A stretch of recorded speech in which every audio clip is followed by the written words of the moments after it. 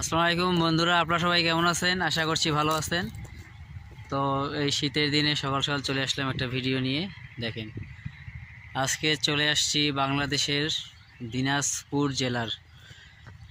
জেলার বিরল উপজেলায়, বিরল স্থলবন্দরে। দেখেন, এই হচ্ছে বিরল স্থলবন্দর। দেখাই আপনাদেরকে, আসেন একটু দেখাই। তো এর পাশেই হচ্ছে, পিছনেই আমার দেখতেছেন, এই পিছনেই হচ্ছে রাধিকাপুর, ইন্ডিয়ার রাধিকাপুর পিছনেই। আর এটা হচ্ছে বাংলাদেশের একটা স্থলবন্দর, যাকে বলা হয় বিরল স্থলবন্দর। আমার পাশেই এটা হচ্ছে বিরল স্থলবন্দর। এটা হচ্ছে জিরো লাইন, এবং জিরো লাইনে কেউ অতিক্রম করবেন না, এটা করা ঠিক না। এই জিনিসটা সবাই আসলে এখানে আসে, দেখার জন্য আসে, এখানে ছবি তুলে ঘোরাঘুরি করে।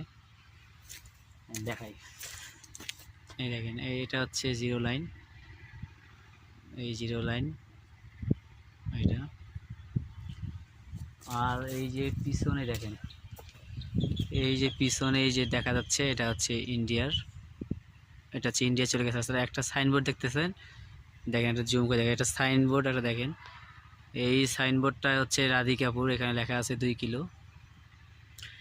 এখানে পিছনে রাধিকাপুর, এখান থেকে 2 কিলোমিটার দূরে ইন্ডিয়ার। দেখেন, এটা স্থলবন্দর। তো সবাই ভালো থাকবেন, আমার জন্য দোয়া করবেন, ভিডিওটি শেয়ার করে দেবেন। দেখেন, দেখেন,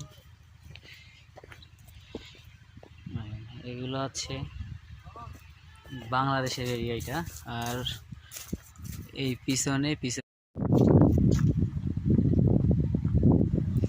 তো আমার পিছনে দেখেন লেখা আছে রাধিকাপুর 2 কিলোমিটার এখান থেকে। আর এই যে পিছনে দেখেন, এগুলো হচ্ছে ইন্ডিয়ান সীমান্ত। এটা হচ্ছে জিরো লাইন, বাংলাদেশের জিরো লাইন। এটা আসলে এটা অতিক্রম করা ঠিক না। তো আপনারা আমার সাথে থাকবেন, আমি আরও ভিডিও নিয়ে আসব। দেখেন, একটা ট্রলি চলে গেল। এই ট্রলিটা আসলে বাংলাদেশের জমিতে যাবে, যার কারণে এই বেড়াটা খুলে দেওয়া হয়েছে।